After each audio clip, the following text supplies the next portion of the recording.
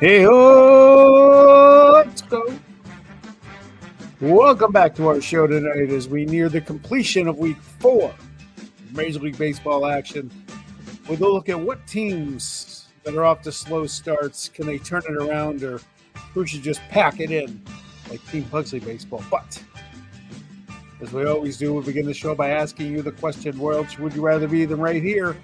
Boom! Right now. Good evening. Happy Tuesday. You are looking live at our split studios. This is Fantasy Baseball Now, episode 34, the Bo Jackson Show. Football Bo Jackson is here for our 45 minutes to an hour or so or more, part of the ball9.com podcast network. Yeah, well, Sean and I are grinding through our 72nd combined year of fantasy baseball, though it's hard to believe based on the way some of us are off to a start so far. Suffering. But tonight we will talk about our normal start them, sit them, go get them, cut them, a look ahead to next week. But we'll also talk about teams that are major league teams. Can they grind out or can they come back from where they are right now? All teams that were picked to finish better than their start. We'll have a chat about that. Feel free to leave a comment. We've already got 15 people in the room. Thanks for joining us as always. Leave a comment, smash the like button on YouTube or through the Ball 9 Network. Follow us on Spotify. Something, any publicity is good publicity. We're the Vince Lombardi mantra of this airwaves. Absolutely. And after we get to do the MLB segment, we have a very interesting trade that was offered in our Dynasty League. I want to run by the philosophy behind it. It's what intrigues me about this stuff. So that's what we call a cliffhanger. I'm going to make you wait. Foreshadowing. Yeah, if it was a cliffhanger, it'd be next week. Well, next week, we would end with that as a teaser, but this week it's foreshadowing. Teaser. Who's not teasing tonight? Mitchell Parker, making his active lineup debut for Team Pugsley Baseball. I'm only 15 points out of 10th place in our 12-team league. We're rolling. Only 15 points. That's as positive a spin on that you could possibly put on your current plate of your team. Team batting average 231, last in homers, last in RBIs, last in runs scored, and with a 5-point last in ERA with a 5.0 something. Maybe teams Pugsley should change their name to the Colorado Rockies, who hired Clint Hurdle as their hitting coach this week. Took him out of the front office as a special advisor and put him back on the bench. We'll see if it makes any. We'll see if it makes any difference. So where do you want to start with the early season disappointments? There's a lot of time to turn it around for some, but can they? So there's 4 teams specifically, right? And that we all looked at them pretty highly regarded going into the season. There's the Orioles, who were 9-12 going into tonight, and it doesn't look like it's going to get to 10-12. It looks more like Mitchell Parker is going to make them 9-13. Yep. There's the Royals at 9-14. There's the Braves also losing already tonight at 9-13, and the Reds at 11-12. Do you have any confidence that any of those 4 teams can turn this around to play the kind of? And if you can, why? And if you don't think so, why? I have confidence in 2 of them, and not the 2 you would think. I think the Royals are going to turn it around. I think Detroit will win that division if they can stay healthy, but I think Kansas City is going to give them a run for it and nab one of the wild card spots in the AL. I like their pitching. They haven't gotten there yet. Witt hasn't been great yet. But yeah, I like the Royals. I like their pitching. I think they can get there. The other team that I think can get back into it is Cincinnati. They're only 2.5 back. You know, the Cubs they look to me to be the best team in that division. I still like the Reds. It's still kind of a younger team. Francona is a great manager. I think they will challenge for a playoff spot as well. The other 2, not so much. What about you as far as getting back in it? Well, one of the things I always look at is run differential, right? So the Braves Yep. are only -9. And they've only scored 84 runs, which means their offense has been woefully underperforming. When Acuna gets back after his 3-game suspension for mouthing off about Kalenic not running the other day, referencing how he was treated when he didn't run, they're certainly better than the Marlins. The Marlins are pesky. I mean, I think they can turn it around and get to. I mean, they could be 5 or 6. They could go on an 8 or 9 game winning streak pretty quickly. Now, Strider goes on the DL today again for a hamstring. Again. That's not good. So they've got their pitching's not been great, but their offense has been worse. And their offense has. Yes. There's too much talent in that lineup for their offense not to be better. Yeah, but you know what? Here's me about the Royals. Yeah. The Royals are -24. And they won a lot of close games last year. A lot.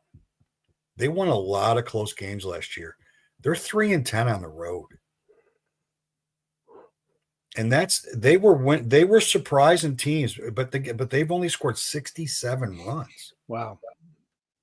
So where's the offense going to come from? Like Sal Perez is right now. He's getting old. Pascantino's okay right now. Witt hasn't really gotten cranked up because they're not pitching to him. But where's the productivity in that lineup going to come from? I think Miguel Garcia is their best hitter right now. So they need to make a move for a bat. They need to get some power in that lineup to help that pitching staff because they're pitching uphill every game. Like if you're going to score 67 runs in 20 games, 23 games, like you're 2 runs a game. It's not very good. That's not good. So they got to score more runs. I think they will. You go back to the Braves, right? 7-2 at home that I see, but they're god awful on the road. 2-11. Here's my problem with the Braves. I gave them a pass this year when we did our predictions, and thought that they would definitely be a playoff team. Last year was an aberration that the guys who didn't get hurt didn't have good years. It was like a collective malaise, right? Fancy word. But it's carried over. And I don't know if they can. I mean, can Acuna affect every single other guy in the lineup? He can help those around him, but we'll find out. But they just look like a team. I don't know how much of this goes on the manager. I mean, do they look like a team? Well, yeah, there is shake that. It up? He's been there for a while. Look like they're going through the motions. Chris Sale sucks. They look like a team that's just going out and playing baseball. Yeah, they don't have the fire that they usually have, and that's not an Acuna thing. Acuna's impact is not only does he impact the top of the lineup, he impacts the bottom of the lineup because he's just as much protection for the 8 and 9 hitter as anybody that in a game. Right when he's leading off, he's a lot of protection for 8 and 9 because you don't want your 8 and 9 hitter on when he comes up at the top of the order the second time through. So yeah, they get better pitches to hit. You know, of all the 4 of those teams who I have the least amount of confidence in, it's the Orioles. We haven't even gotten to them yet, and I agree with you for this reason. They can't pitch. They have no pitchers. Going back to the trade deadline last year when it just made so much sense, stop me if you've heard this before, to trade one of these 2 young guys that you can't get them all in the lineup for. They need at least 2 starters, at least, because Charlie Morton's been a train wreck. Grayrod can't stay healthy. No. Zach Eflin is not a top of the rotation type of guy. And they have shown under new ownership, despite all his banter when he took over, they either don't want to get involved in it or they don't understand what it takes. They're clueless. And I don't have any confidence in them getting back into it. You know, the Yankees are good. The Orioles are good. Same problem with Atlanta. They got the Mets and the Phillies in their division. Yeah. It's Toronto's playing well. Yes. So now there's 3 teams in front of them as opposed to normally 2. They have problems. They do. They do. And they have been mismanaged in the front office for 12 months. Mike Elias should be fired, honestly. And I'm not sure their manager is fantastic. That Hyde's great, but to do nothing in the offseason with that team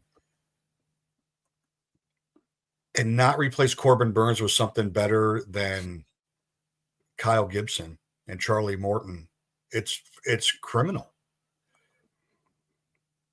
And I don't feel one bit sorry for him. I don't feel sorry for him at all. So they've had 2 games in their history where they've lost by 22 runs, and both times the opposing team got a save. Yeah, that's as much a baseball stat as ever.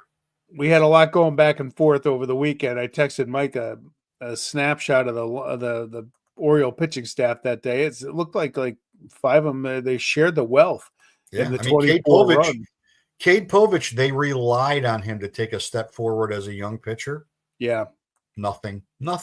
Exactly what he was when he came up. I almost drafted him. Exactly what he was when he came up. What scares me about the Reds is the Reds have scored a third of their runs in 2 games. So they have 120 runs. They have 2 20-run games. That's scary. They've had a lot. They had many games where they didn't hit at all. Most of which Hunter Green was pitching.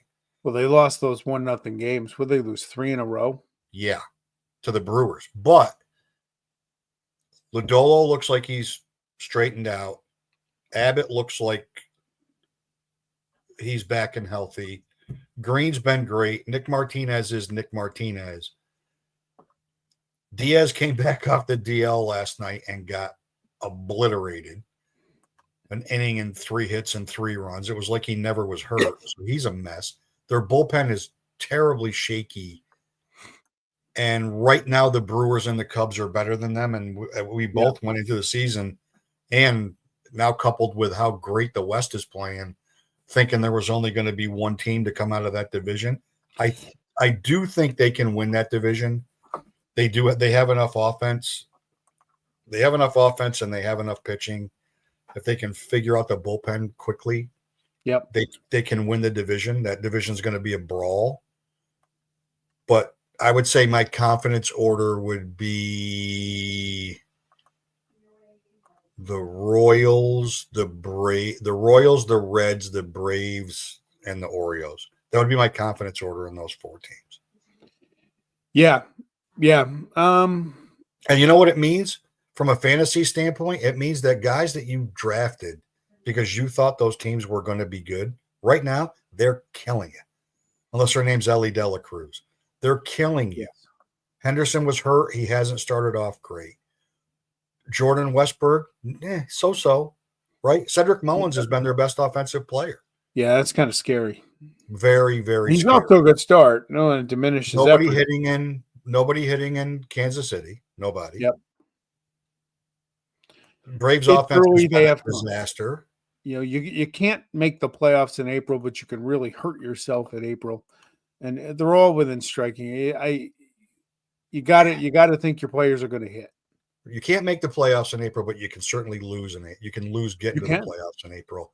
And that can't make the playoffs thing in April makes me nuts because if you're 8-15 in April, and then you play 650 ball and lose the division by 3 games, if you would have played 500 in April, you would have won the division. Yeah. And teams that are committed to winning, and most of the teams we're talking about, with a very few exceptions, their payroll is pretty close. So making a move to add $8-10 million in payroll, every one of these teams could do it. Every one of them could do it to put themselves over the top. Momentum helps that. And we're going to make the wild card. What's that going to do for us? It's not really. Maybe we just punt on this year and we trade these 3 guys. Like we trade Ryan Mountcastle. Yep. Maybe we do that and let Kjerstad have every day at bats, and he's been playing pretty well actually. He actually had a really nice diving catch the other day during a game. I didn't know that he knew how to use the glove. I thought he was more of a DH type, but he did make a nice play out in right field. While you're on that point, of you made a nice diving catch. Can we stop, please, all you content creators that probably never fucking played baseball? Can we stop putting catch percentage up and saying they're great catches? Like that was a 90% catch catch. That was 90% that should have been caught. Look at this great play. How's it a great play if it was 90% it should have been caught?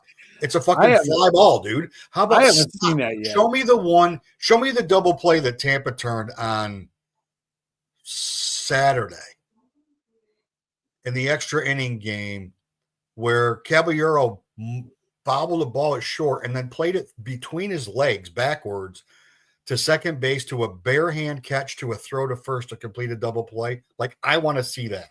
That is like a 5% chance of being a double play. Like, that's just a great play. Like, don't tell me because they got a great jump and they covered this much ground. I don't care. I haven't seen that yet. And show me Griffey going into the third row and center field and stealing somebody's popcorn, making the catch, and then coming back on the field, and then tell me that it was a 5% catch possibility. You're right, Battlefield Bob. Stop. We don't need to measure everything. Can we just enjoy the game for 10 seconds? Thank you, Bob. I mean, well, that, StatCast says that had a 61% catch possibility. How about there's a 39% chance that he wasn't going to catch it? By the way, Mitchell Parker is in 2 outs in the 8th, and the Nats have kicked the extra point. Now lead 7-0. They're letting him go out and hurl. Love it. Well, maybe you can get my team ERA under 5. Who got the extra point? Mosley? Did he square toe one? All right, so I want to talk about this trade offer in our you got a couple things about this. I got to set it up. One, it's a dynasty league, and 2, we got a couple guys, misguided through life that are Red Sox fans, and look, raised wrong. Must be they're raised wrong. So Roman Anthony is just tearing it up in AAA, and he's a hot commodity. And we had a trade. This is a trade you see more toward the end of the year if somebody's falling out of the standings, can't get there. Although the big man of Massachusetts earned that D+ from CBS for his draft. Yeah. He offered his fellow Red Sox fan, Garrett Crochet, for Roman Anthony. And I love that about fantasy baseball, because here's a guy in AAA. He's never done it yet. And the big man ponied up one of the favorites for the Cy Young, guy off to a great start, and Crochet just got a big contract, going to be there a while. And he got turned down. Yeah, it was surprising. Denied. And I loved it. I texted Scotty. I said, so if you won't take Crochet, I guess you won't take Cody Bellinger. And I'm not even sure I got much of a response for that. But I just love the philosophy behind the trade. It's one of the things I love about fantasy baseball. And he said no. And he wants the kid. And you know what?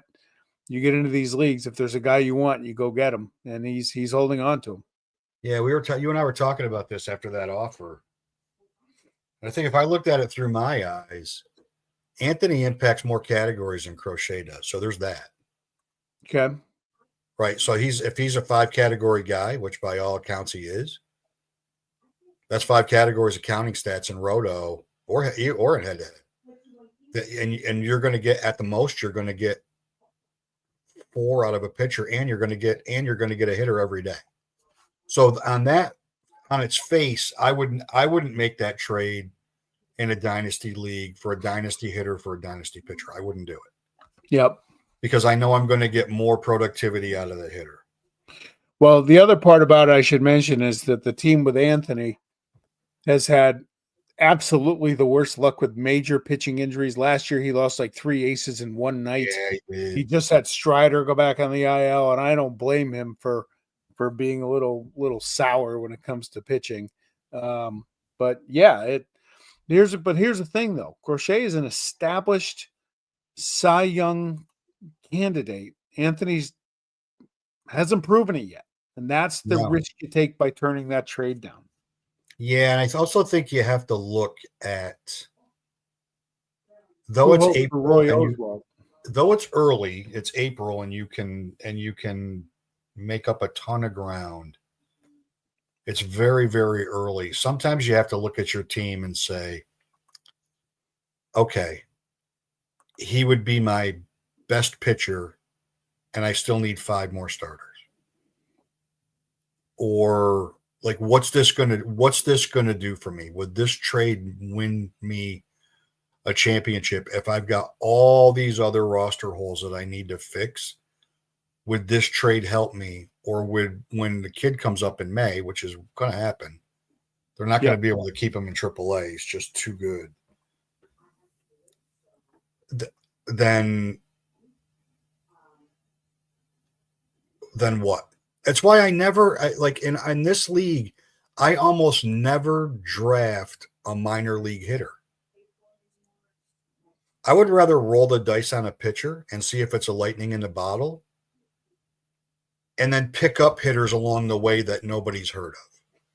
Like I picked up Veen. I did almost try to trade for Nick Kurtz today, but I'm like, yeah, what do we'll see. He's already sitting the first game because they're facing a lefty. They friend of the Team Pugsley program, Jessica Kleinschmidt, broke that they're going to put Soderstrom in left field. Yeah, but Kurtz is not playing tonight. No, he's not. But that's the general plan. Soderstrom's going to play left. Kurtz is going to play first when he plays. And they told Soderstrom, don't get rid of your catching gear. Yeah, I actually am a little surprised by that, given Soderstrom's so hot at the plate. Why mess with it? Why can't they just rotate DH and give Rooker a glove? Well, yeah, because Kurtz got no time in the outfield in the minors, and they should have done that. They probably should have tried it, or he's just not an outfielder, and they know it. I mean, maybe Soderstrom's a better athlete, a better all-around athlete. Yeah, possibly. But they do need to get Rooker. Even if you put him games in the outfield. Even if you put him at catcher, Langoliers is kind of one of the leaders on that team. Yeah, but he's not going to catch every day. He's not going to catch every day, but and you could back up, like you could catch Soderstrom, DH him the next day to keep him out of the field and just give him at bats, and put Rooker in left field, and then maybe give Soderstrom a day off, or they're playing a lefty and you give Kurtz a day off, and Soderstrom goes back to first base, and then he gets a day off. Yeah. So it does give him a little bit of opportunity by leaving the door open for Soderstrom to catch, and it makes him a million times more valuable in fantasy. Oh, yeah. Because if for some odd reason he gets to 20 games behind the plate, if that's the roster limitation, some leagues it's 5 games. Yeah. If he gets to 5 games behind the plate and that guy can be your catcher, if he stays as hot as he is right now, or if he has even if he's 60% of how he started, you just picked up one of the best offensive catchers in the game. Speaking of getting hot, we're going to have to start broadcasting more, because as he did last week, Matt Olson just homered again. Yeah, of course he did. I mean, I was just looking at the fact that the Guardians have still not lost a home game. That's pretty good. Well, yeah, but the last 2 wins are against the Yankees, so no, it's not. Honestly, it's really not. Yeah, fortunately for me, I had Clark Schmidt queued up in my lineup yesterday, and about 10 minutes before opening pitch, I said, you know what, I'll take my chances with Tyler McGill against the Phillies. Then Schmidt coming off, he's not, I don't think he's quite 100% ready. No. And by the way, that Mitchell Parker 7-0 shutout through 8, he's allowed 1 hit. Yeah. That's great news for if you're an Oriole fan. Oh.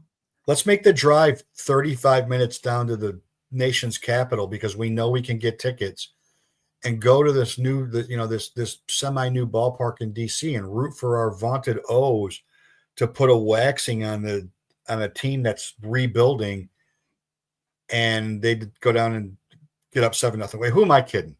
Those Oriole fans aren't driving 35 minutes. They won't drive 35 minutes to their own stadium. Well, you're probably going to get a text from our friend Jim again, only it won't be anti-me. You're probably upsetting him just because he's one of the 1,300 people that religiously go to games. He does. I would be, honestly, if I was an Oriole fan, honestly, I would be as pissed off as an Oriole fan as I would be if I were a Pirate fan. I'd be pissed. Yeah. Because a new owner came in and told me that things were going to be different. They weren't going to be like the Angelos years. You know what? They're actually worse. They tanked for years to set up for this, and now they've done nothing with it. Nothing. Which is why the Oriole hat that I bought at the end of last year is somewhere in a closet in this house.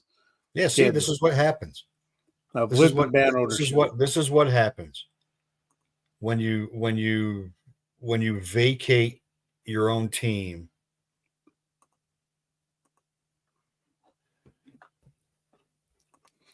What is Baltimore's? Baltimore is 20th in Major League Baseball in attendance. Wow. 23,000. They're ahead of Detroit by 1,800. Cleveland's 19,000. Cincinnati's 21,000. Kansas City's only 17,000. I mean, I get the A's and the Rays would be 10,000 because their stadiums hold what they hold. Yes. But even the lowly White Sox are ahead of the Marlins. No, they're. But the fact that there's all those young players in Baltimore. Yep. And there's always a chance you could show up and they score 10 or 11 runs and it's exciting and they're running around like lunatics. And that's their attendance. Now, parking sucks.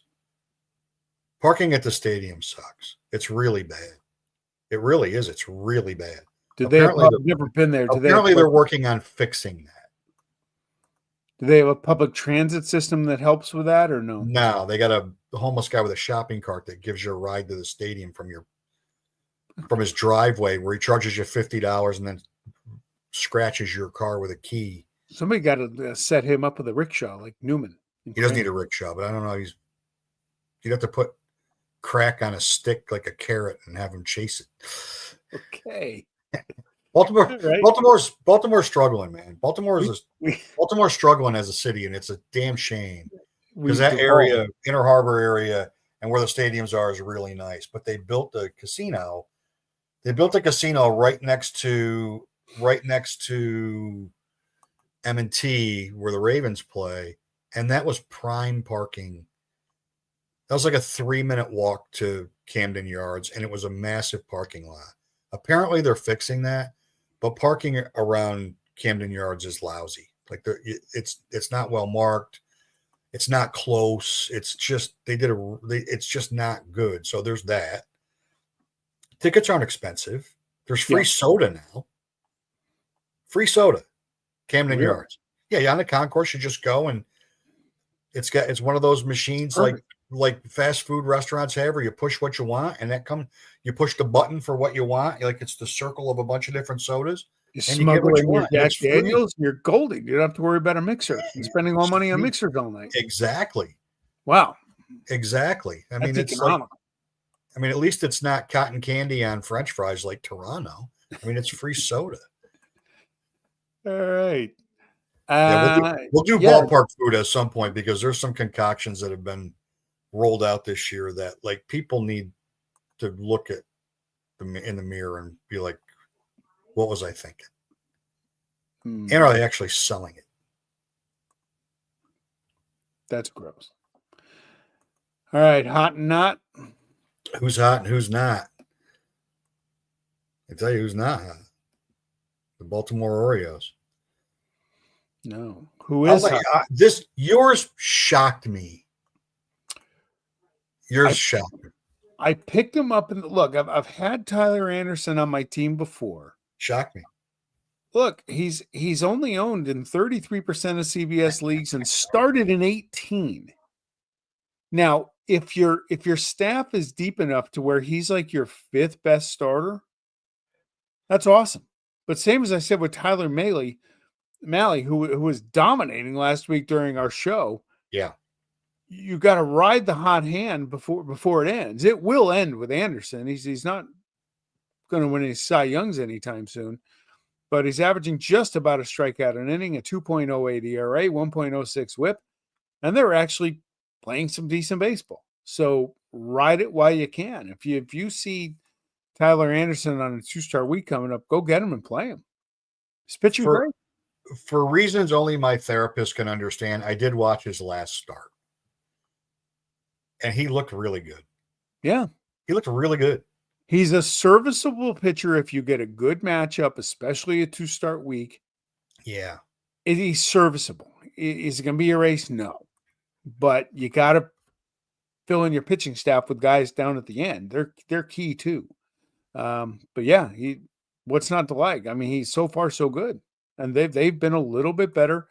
Well, they've been a lot better than I thought they would be because I thought they'd be shit. But they're over 500. Why not? Yeah, he's a big reason why. He had one clunker. And the rest of he's been pretty solid the rest of the season. For me, it's Jake Fraley. We talk about the Reds needing to score runs. Not coincidentally, he was hurt. He comes back last 14 days. He's hitting 345 with 2 homers, 7 RBIs, and 7 runs. And he's only 15% rostered. Wow. He's only 15% rostered. And I know that Austin Hayes is the hot go-get right now for them. But I feel like we've been talking about Austin Hayes being good for 15 years.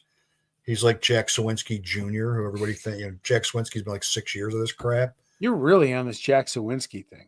Oh man, he killed me for 3 years in the NL only league. You tweet about him in a very unhealthy pace. No, he's worth the drive. He's worth the 4.5 hour drive to like throw a punch at. Like that's where I'm at. Okay. I mean, so from the guy that he was rostered in Yahoo under 3% 3 years in a row, and all 3 of those years I was one of the under 3% that had him, and had him for 2 weeks, and then realized why he was under 3%. Yet rostered him 2 more years before. Third time's a charm, I guess. But Jake Fraley's a good get. He's going to play a lot. Friedel's healthy. Hayes is healthy. Fraley's healthy. That's pretty much who's going to play in the outfield. And on a team that can score a bunch of runs, him hitting 6 or 7 in that lineup, that's a good little boost. That's a sneaky little boost. And now who's cold? Ugh. But poor Jordan Walker. I trashed him in the preseason. Then I picked him up a couple weeks in, and then I cut him. Yeah, you're a man of many contradictions this year. Hey, man, I have different moods. And my team sucks. I got to find lightning in a bottle somewhere. Why don't you lead off with Jordan Walker? This is another guy. Is this year 4 for Jordan Walker? He was going to be the guy. They sent him down because he wasn't elevating the ball. He fixes his swing. He got off to a good start. He did get off to a good start. Last 14 games, 156 with a homer and 4 RBIs. He's still 49% rostered on CBS. More amazingly, he's 25% started. Like, wow. There's plenty of other options floating around out there that can hit 156 with a homer and 4 RBIs over a 2-week period. Lots of them, including the guy to his left, my left, on this screen. But I still don't think I'd cut him. I don't think I'd cut Jordan Walker if I had room on my roster. I just think I wouldn't play him. Does that make sense? That makes a lot of sense because the hype is there every year. He's the new version of Joe Adell. Yeah. Where he gets overdrafted every year because of his name and his promise and the potential. And that's why I said the preseason, just don't draft him. Make it, prove it. And he got off to a good start, and I picked him up. Then I cut him because he sucked. That's a really good comp. He is Joe Adell. Yeah. And Joe Adell's having a nice year this year. Yeah, he is. He is. And he's probably Joe Adell's probably 27, 28. So I don't think Walker's in the age 27 season yet, but he's young. Which is the magic number. So yeah, it's just a question of how long they're going to be patient with him. when they can't take Victor Scott out of the lineup. Lars Nootbaar is playing phenomenal. So he's fighting for at-bats as they move Alec Burleson around, and Contreras plays first base sometimes, and sometimes he DHs. I mean, his at-bats are going to get cut if he's not productive, and any team in baseball needs him to be productive. It's them. That team needs to score a lot of runs to win games. Yeah. All right. Now on to Mr. Conforto. So going back to our draft, we convened. We had 10 of 12 owners there. It was an absolute blast. So I don't know, hour and a half. If you say it was, I'm foggy. I got pretty much most of the evening still with me. So I'm just sitting around minding my own business, hooking up my. Were you there? I was there. My Corona IV. To my point. I just set up my Corona IV, just minding my own business, and eavesdropped on every conversation I could while I sat just in the corner idly and just chilled. Yeah, you know what? You were there because you weren't chilling. Please. Be seen, not heard. Yeah, that someone once said, and I should try that out at some point. I've never adhered to that policy. But I listen to people just talking about Michael Conforto, and he's going to be under the radar in LA. He's going to have such a big year with all the superstars. You got to look out for him. And I'm like, you know what? I agree with everything everybody just said. I better pick him a little earlier than I planned. So I did. And I think I cut him a couple weeks ago. He's off to just a horrible start. Hit 194. More troubling. I can't tell you if this has always been the case with him. He's not playing a lot against lefties. He's got a couple homers, 5 RBIs. It's just the value's not there. It started in 23% of leagues. That's a stunner. I mean, he has been. I saw 70-something% of starting pitching in baseball is right-handed. Yep. That was where all the hype was on Conforto. In that lineup, left-hand bat, going to play 2/3 of the games. Jason Hayward's been better than Michael Conforto. He's been terrible. I cut him. I had enough. I was with you with the hype. I think you took him, and I think I was one of the 7 or 8 people that were talking about him, and you took him, and I think there was a collective groan because we were all kind of sitting around waiting, maybe very end of the draft, I'll steal this guy and throw him on my bench. And if he's as good as what everybody believes he's going to be, including a bunch of guys on CBS who picked him as a sleeper candidate and a bunch of guys on ESPN that picked him as a sleeper candidate. He went super high in my NL only league. We went way high, like 4th round. He went way high. So it just, he's off to a disappointing start. There's no doubt about it. Yep. But you cut him. You cut him. He's like Walker to me. I'm not sure I would. Yeah, I'm impatient. Here's the other thing. In a 5-man bench, my preference is to have 4 pitchers on that 5-man bench with 1 hitter. I don't need 3 third basemen. I'm only going to play 1. All right. And you get too many outfielders, it just clutters it up. You can't play them all. So give me 1. Yeah. Give me 4 bench pitchers. One of them be a third closer for me, and give me 3 other starters that I can kind of mix and match and ride guys like Mitchell Parker tonight. Yeah, most of the time I agree with that. I mean, most of the time that's about what my bench looks like. Yeah, like I have Zach Veen on my bench right now. I'm not going to play him, but I'm not going to cut him because if he gets going, then I got a young hitter. If nobody gets hurt, then I'm fine. Like, I don't tend to screw around my offensive lineup that much. I mean, it's like if I'm comfortable with it, I'm not going to – I don't want to overthink it because every time I overthink it, I end up getting screwed. Yeah. Like my guy that I put in at the last minute ends up on the Who's Cold list the next week on our show. That's how it works out. Pretty much. It's never the Who's Hot guy. Oh, man, what a genius I was sticking this guy in my lineup. I'm like, I've stuck this guy in my lineup, and he was 1 for 18. Oh, yeah. Oh, he's talking about Kyron Paris, who I finally got in my starting lineup last week, and I think he got to hit his first game, and he was so bad by the end of the week, they sat him on Sunday and gave him a day off. He homered his first at bat when you put him in the lineup. I absolutely killed his momentum, potentially his season and maybe his career, just by picking him up. Yeah. Yeah, but Zach Netto's back. It's another Oh, reason yeah. why the Angels are a little interesting to pay attention to. I've just cursed everyone. He's this already year. homered in his return. I've cursed everyone this year. If I have 3 Angels on my TSBF team, that's like 7 more than I've had for the last 8 years. I don't think I've had 3 in 36 years. 3. No pitchers though. No. I'm like Artie Moreno. I am allergic to Angels pitching too.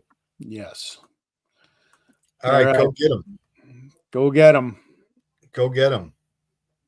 I'll let you lead off. This bastard. Look, speed doesn't slump. All right. No. 104 steals in last year in high A and double A. Lightning fast. Lightning fast. Broke up a no-hitter the other day with that speed. He did. Uncle Ted was ranting about him during spring training. The only reason they sent him down was service time manipulation. Tommy Edman was a big grown. Thanks, Bob. Yeah, thanks a lot, Bob.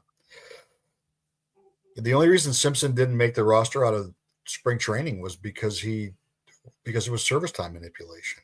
Yeah. Same as the guy to his right. Yeah, the guy to his right got picked in our draft, and I was like, wow, that seems a little early because I didn't think it would be this year. He was just drafted. Yeah, he's a Philly area guy. Yeah, no, he's one of those guys that when Nick Kurtz hits the baseball, it stays hit. It sounds loud when he hits it. Yeah, no, the A's just couldn't keep him down. Well, they're in an interesting spot, right? Because what's the harm? Yeah.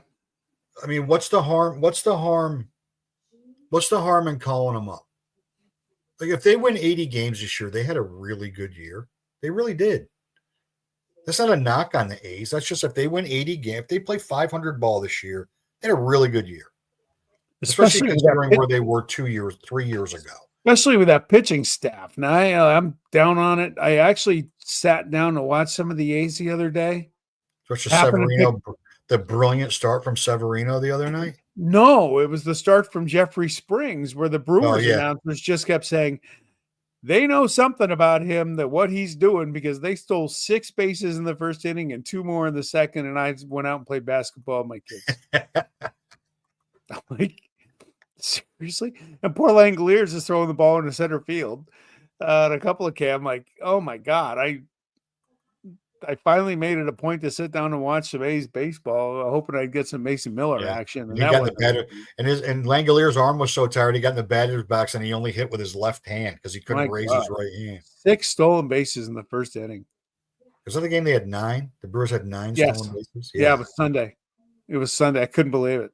I come home all full from Easter brunch, like, all right, man, we're all chilling and everyone's having a good day. I think I'm going to watch some baseball. Literally 20 minutes. Yeah. And good thing the weather was good. Outside channeling my inner Larry Bird. Like, I love Kurtz. I think he's gonna. I think he's gonna be the real deal. I think he's gonna be the real. I mean, he's left-hand bat.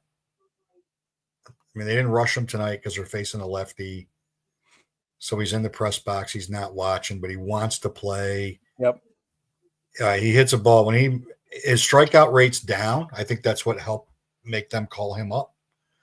He's in the 20s. He's in the low 20% for strikeout rate, which is down from last year. And in that little bandbox of a stadium, why not, man? Why not? Absolutely. All the power you can get. Just if you can win 5-0 with 5 solo homers, and it's still 5-0. Hey, it's another draw for all the out of town fans that come in and root for the road team. Yeah. I was there for Nick Kurtz's first home run. Attendance. It's John Fisher's fault. It is John Fisher's fault. I do want to defend the people of Sacramento. Because those attendance numbers are not indicative of them. They didn't sign up for that. No, they didn't. The highest average ticket price in baseball, and then the 2 weeks in, they're offering 2 for $25 down the line. So, yeah. Yeah, it's a Mickey Mouse Club. Yeah, it's like Williamsport. All right, who should not be not just in an active lineup, but not on a roster? I wish you would have picked this guy last week before I had him for a week. He is not only is Carlos Correa owned in 85% of the leagues, he started in 54%. 194, 1 homer, 5 RBI, 7 runs. Folks, get over there's no more hype of being the top pick of the draft in 2016 or whenever that was. That was 9 years ago. He sucks. He sucks. Who has lived on a reputation of a good start to their career and done absolutely nothing with it from a fantasy perspective longer than Carlos Correa? He was like one of the main villains of the Houston cheating. Yeah, but fantasy wise, he was awesome. Yep. I don't even think it's not even Minnesota. I mean, he's just not a very good baseball player on a fantasy roster. No way. Well, there was a reason a lot of teams passed on him when he was rumored to be going to a number of teams. He flunked the physical with the Giants. The Yankees passed on him. If you remember, he had a contract with the Giants and they failed the physical. They didn't like whatever was going on with his knee or his ankle or his foot, and he's not really been all that healthy the entire time he's been with the Twins. And it has not necessarily been that injury. He's had a lot of injuries, a lot. But the thing that astounds me about the 85 owned and 54 started is shortstop is the deepest position in baseball for fantasy. You telling me if you're in a 12-team league that you can't find 12 better shortstops than that guy? Seriously? I can name 12 off the top of my head. So now you're making me look somebody up real quick because now I'm interested. Now I'm interested to know. And a guy, forget about Perdomo,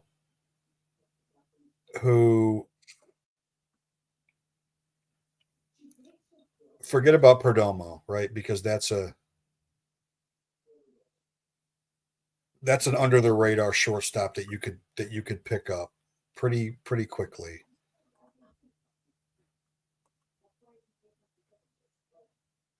There are a number of guys. So here's one guy in particular. Since we're talking about the A's. Well, Jacob Wilson's up to 75%. I love Jacob Wilson. He's the reason I traded Trey Turner. I mean, he's up to 75%. So, I mean, he is hitting 340 something, and he never strikes out. He puts his bat on the ball all the time. His PA last year in the minors was pushing 400 if it wasn't over 400, and the only reason he didn't make a big impact when they finally called him up was he got hurt in his first game and missed a while. Bo Bichette's going to make me eat my words from preseason because I thought he was cooked, and he's off to a really good start. Right? Would you rather have the potential of Volpe getting out of his 3 for 36 over Carlos Correa, or Dansby Swanson? Or there's so many shortstops. Oh, I would take Swanson all day over Correa. Even the struggling Willy Adames, I'd rather have because at least Willy Adames going to homer once in a while. I'm no Volpe fan. Volpe's name in my house is never again Volpe, and I would take him over. I without even seeing the list, I 15 guys over Correa. Yeah, easily. How is he started in 53% of the leagues? Easily, right? I can't get that. Easily 15 guys. It's not even. I mean, right now it's not even hard. Like, I mean, I know Ezekiel Tovar's hurt, but I'd take Ezekiel Tovar over Carlos Correa. Yeah. So, and I did, as a matter of fact. But when Tovar got hurt, I replaced him with Correa. So that was, I wonder why I was angry. Another reason. He's My cousin, currently the my cousin lives 16th. just outside of Minneapolis. Maybe I'll go visit him and have a word or two, Mr. Correa. He's currently the 16th ranked. Oh, that's projection. Sorry. Let me just count that up real quick. Now, while you're counting, let's talk about the great offseason acquisition to replace Corbin Burns that the Orioles made, and that is one Charles Morton, who probably from a fantasy standpoint, 2 years ago that ship sailed with him, being a guy you got to have. But 20 and 2/3 innings. He does have 21 strikeouts, so he's still a strikeout an inning guy. He's 0-5. That's not good. His whip is 2.23. That's not good. His I ERA, watched one of those games. his ERA is 10.89. I forgot which game I watched that he was pitching, and it was not good. He had a start where he pitched like 4 innings. He had 9 strikeouts, but he gave up 8 runs and like 11 men on base. I mean, Chase Dollander did that on Sunday. He had 8 strikeouts and gave up 8 runs. I mean, we don't need to. I mean, that's Charlie Morton still 37% rostered, and like you better be in a 45-player league if you're rostering Charlie Morton. How could you possibly trot him out there? I'd go 7 relievers. I'd go 7 relievers before I started him in my lineup. His season's best in runs allowed is 4 runs in 5 innings and a 4-3 loss to Arizona. That's his best start. It's his best start. Wow. 10.89. You know how hard that is to do? Yeah, and you know what? If they had a front office that had any clue what they're doing, they'd be able to sit him down and put, I don't know, somebody else in there, but they don't have them because they got 18 outfielders. And they just, Yeah. best thing happened then was Colton Cowser got hurt because the other guys got to play. Yeah. But Kobe Mayo rots down in Bowie or wherever their AAA team is, and they've got another pile of guys down there that they can trade, including a catcher that's got unbelievable value. But let's hold on to the kids because we're going to need them because we're not going to sign any of our young guys to big contracts because our new owner is just as cheap as our former owner. Yeah, that's scary. All right. So let's look ahead. And as we look ahead, we'll look ahead to next week, but I will also let you know for our viewers, last week,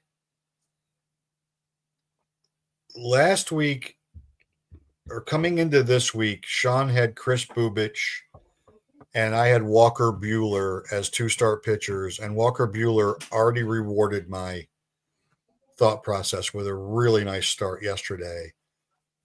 And Sean had the Reds for this week from a lineup, and I have the Twins for this week. And the Reds lost to the Marlins 4-3. And the Twins are up 2-1 on the White Sox in the 7th inning. And that was the only reason I thought the Twins would be a good grab was because they were playing the White Sox. But leave it to me to say no. So you've got the Rangers for next week. Yeah. And I have the Yankees for next week. I like 7 games. That's also a big push. That's also a good that's a good bump from a fantasy standpoint, 7 games. Yeah. What I like about Texas is you get 6 games out of pretty much everybody that's an everyday player, and you might get 7. What I like about Texas is they got 4 at home against the A's, and they just don't pitch very well. No. Thank God Nick Kurtz is up because the A's are going to have to win games 10-9. Yeah. Yeah, they are. No, that's just, that's what it is. They'll get a good performance from Beto every now and then or somebody, but or Sevy actually, I think he had a good outing his last time out. They can close games with Miller, but that starting staff isn't very good. So I love those 4 games. I know Seattle comes in. They got some good pitching. Castillo's slated to start one of the games. I didn't look further on the other 2 Mariners, but those 4 against Oakland at home are reason enough to get your Rangers active. Yeah. I mean, I like the Yankees going to Baltimore for 3 next week. There's no doubt about that because Baltimore can't pitch. Yep. And they get Sagano on Monday, and they get Cade Povich on Tuesday. So that's already, if you play daily fantasy, that's a nice stack. That's a nice stack for those 2 games. And then on the pitching side, David Festa surprised me a little bit. David Festa's under the radar too. Actually, both of these guys are under the radar. Yeah, I mean, Festa's Probably a little more than they should be. He started in 13%, owned in 26. It's risky because he's got 2 road games at Cleveland, at Boston. He's off to a good start. No earned runs in his first 9 innings, 2 starts, 10 strikeouts, 1.11 whip. It's risky. It's risky because of who he's facing, but sample size is small, but sample size is pretty positive. So why not? Yeah, and it's the same. It's the same with Andrew Abbott. He's only thrown 2 starts, but he's up to 59% rostered, but facing 2 teams that at home that even though actually probably from a Cincinnati standpoint, you like their starters on the road better than home, especially if it's warm. The Great America Ballpark, but the Cardinals offense isn't anything to be afraid of. And most of the time the Nationals offense isn't anything to be afraid of either. Yep. So I like those 2 matchups out of him. We're not doing great. We're not doing great. I got to tell you, we're not doing to be fair, and yes, this is an excuse. I'm not giving you, the top guys. I'm trying to find some value out there. Yeah, I tried to find value with Jeffrey Springs, and he got the crap pounded out of him in both starts. He doesn't know how to hold runners on either. No, I mean, Tyler McGill gave you 1 out of 2. 1 out of 2. 1 out of 2. Oh, no. Last week, no, he got bumped. He didn't make a second start. That's right. A second start when he was a 2-star pitcher this week. Yeah, he did get bumped. So he was okay last night. Yeah, he looked good last night against the Fighting Phils. Not a lot of fightings right now. All right, look, special bonus. Yes, I know it's fantasy baseball show, but the NFL draft is less than 48 hours away. Yeah. Mike and I have a long history of having our guts ripped out on draft night by our collective teams. Yeah. See Lagerman, Jeff, 1989. Yeah. Where Mike just very calmly got up from the couch at our apartment in college, very quietly, and just walked into his room and locked the door and didn't come out for a long time. Long time. Yeah. I mean, there's no reason to take Andre Rison there. None. So Jets picking 7. What name do you want to hear? You're not going to get Travis Hunter, Abdul Carter. Those are obviously the ones I would love. To me, they're the 2 of the 3 best players in the draft. Well, who we know we're not going to get. The Titans have already told Cam Ward that they're taking him. The Browns have already told Travis Hunter they're taking him. I would guess the Giants are going to take Carter, though it wouldn't shock me if they took Shedeur Sanders. They have to draft Carter. Shedeur Sanders is not going to do well. I'm not a fan of him. Don't want him. So I don't want the Jets to take Shedeur Sanders. And it has nothing to do with him. It really doesn't. It doesn't have anything to do with him. It has nothing to do with Shedeur, because I think Shedeur in the right system is going to be like in the Detroit system, Shador would be a good quarterback. Not great, not not Jaden Daniels, not that. He's not that, but quick timing with some time. I mean, he'd actually be perfect in Pittsburgh because they haven't had a good offensive line or a running game. He's been used to playing behind that for the last 2 years in Colorado. I love Will Campbell. I think the Patriots are going to take him. Jacksonville's a major wild card for me because the name I want to hear, I want Membao. I want to fix right tackle once and for all. Yeah, that's the name I want to hear.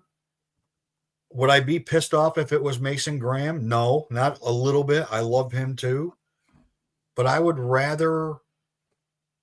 If you look at what Detroit did, and if these guys are going to follow that model, yep.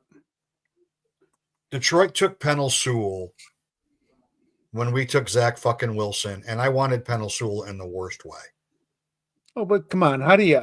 You can't compare with Zach. Penei Sewell didn't make the same throw in shorts and a t-shirt. He couldn't roll to his left. But Detroit fixed their offensive line because of the style of offense that they wanted to play, and then they did everything else. I know Jet fans are high on Tyler Warren. I know the Raiders aren't going to take Tyler Warren, so likely he'll be there. Jacksonville could, but I'm hearing Genty to Jacksonville, which I really doesn't make any sense to me, but nothing does there. But then I'm also hearing a wide receiver to Jacksonville. Like they're a major and Jacksonville trade now. I'm hearing that too for more picks. I would prefer Membao.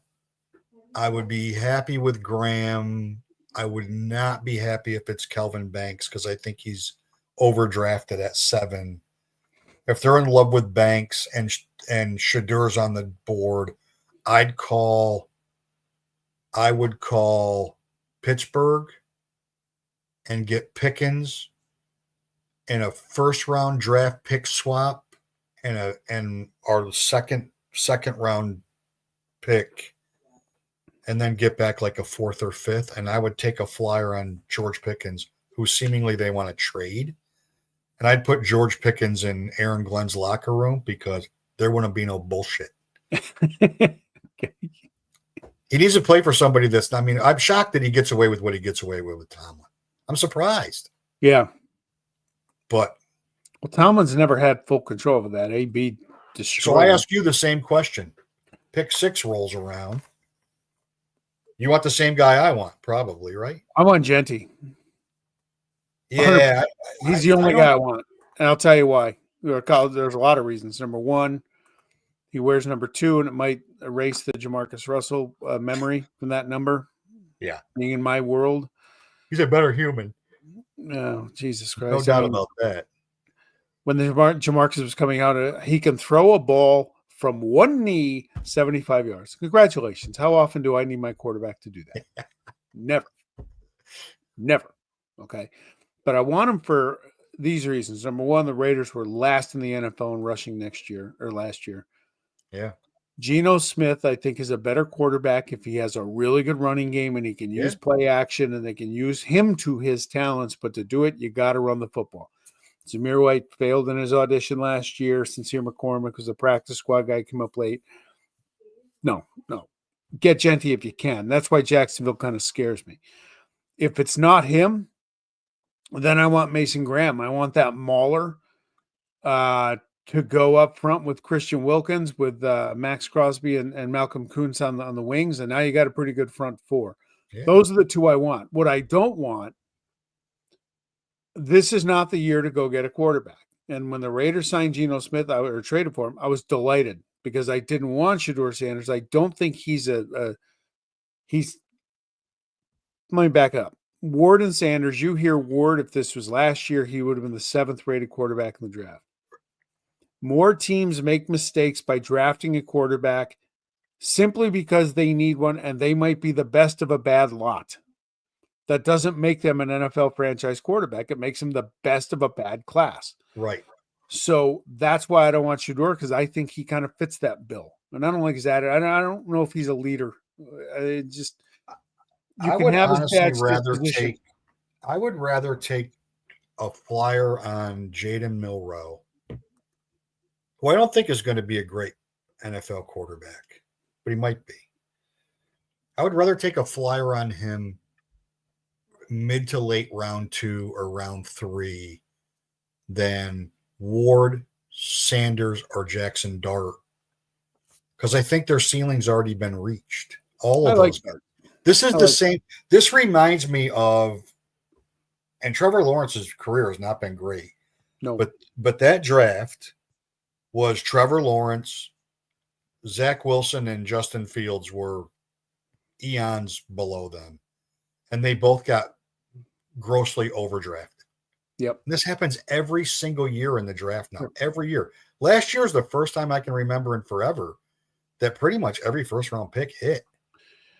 Yeah. And the other thing, I get intrigued with mock drafts because I just laugh at them. I mean, my God, especially the ones during the season, because it's going to come out Monday. It'll be on websites. The way too early mock draft for next year. It will be. Well, guys haven't played yet. Teams haven't played yet. You don't know the draft order. Yeah, I mean, even in October, mock draft said Quinn Ewers and Carson Beck being top 10 picks. Yes, they did. Beck had to transfer out and play, and Ewers should have. The other thing with the Raiders, and I'm going to start getting after some of these guys in the next 48 hours, stop projecting a tackle to the Raiders. I don't see it for this reason. They need playmakers. You need football players that can go and have an impact. Colton Miller, there's a little contract thing there. He's still good. And oh, by the way, DJ Glaze was a third-round steal last year at right tackle. The Raiders don't need that. You need impact players. I don't want to hear Tet McMillan, whether he likes football or not. I don't want to hear we don't need a wide receiver. We need a guy like Genty. If it's Graham, great. And then maybe try and trade back up into the first round and get Hampton or one of the Ohio State kids who Chip Kelly knows. But for me, it's all Genty, and if he goes before us, I might weep. It's a deep running back draft. Genty's the class. Hampton's really good. Well, here's the other thing. I wouldn't be upset with either one of those kids from, if I needed a running back, I wouldn't be upset with either one of those kids from Ohio State. I wouldn't be upset with the kid from Iowa State. If we can't get him, that's fine. You can't, no, we couldn't get a quarterback last year, and okay, we couldn't get one. And we were shit all year. Here's the number with Genty that blows me away. His yards after first contact last year were like 17. Right? He had more yards after first contact than anybody else had rushing the whole year. Listen, my degenerate self is a gigantic Genty fan because he won me a lot of money last fall. A lot. And it was exactly because of that. Yep. It was exactly because of that. Is because he was like 8.4 yards a carry after contact last year, which was insanity. And he's a home run every single time. I like him. The other thing I like is I like the fact that there might be a running back taken that high in the draft, because you can see a change in the league. You can see a change in the league, and I don't know why the league got away from it, but you can definitely see a change in the league simply based on the impact that Barkley and Henry had on the Ravens and on the Eagles last year. Josh Jacobs was the other one. And Jacobs had a huge impact. And Jones in Minnesota, and then the two-headed monster in Detroit, and what San Francisco wasn't after McCaffrey went out and the rest of the running backs got hurt. Well, the league devaluing running backs was the stupidest thing ever. The league is turned back to, we're going to run the ball to help our passing game, and you have to. And you have to. And defenses will catch up, right? So now there's this big push for all these defensive linemen. Right? It's a very deep defensive tackle draft. So now we got to stop the run, and then it'll go back to opening it up again. So every time the defense counters, the offense counters to make up for the defense counters to catch up to the offense, and it just keeps penduluming back and forth. But you look at Detroit's offense, like that's the game right now, right? And that's what Kansas City wants to play. They want to run the ball, playoff play action. The difference between Mahomes and Goff is when the line breaks down, Mahomes can make it up as he goes along, and Goff isn't that quarterback. Well, not along with the run setting up the pass. If you want to win football games in the fourth quarter, you have to be able to run the football. Well, and you got to be fresh. I just can't has to be able to get a stop. I can't believe the NFL has devalued the running back position the way it has. It's the basic fundamental of the game. running the football, control the clock. It's all because of injury. Because their injuries are so bad. Like their injuries are so devastating when they get hurt that now it's like, you know what, I'm just gonna keep drafting guys in the second and third round, and I'll have 3 of those guys on my roster, and we'll just spin them all. And maybe one will be great, and we'll be okay. And if he gets hurt, then I got another one behind him that can make up the difference. That's San Francisco's fault. But San Francisco built a great offensive line, right? So build in the trenches, run the ball, set everything else up. That's where the league is right now. That's why I want to tackle so badly. I want the line fixed for the first time since Nick Mangold was at center and DeBrickashaw Ferguson was at tackle. That's a long time ago. You guys need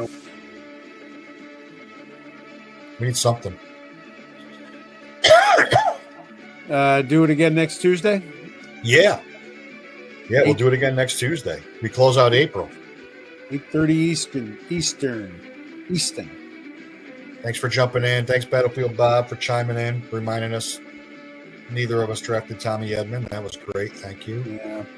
Yeah, I took Conforto instead of him. Brilliant. Good move. Brilliant. That's why I'm in 11th place. It wasn't the worst move of the day either. No, I had more.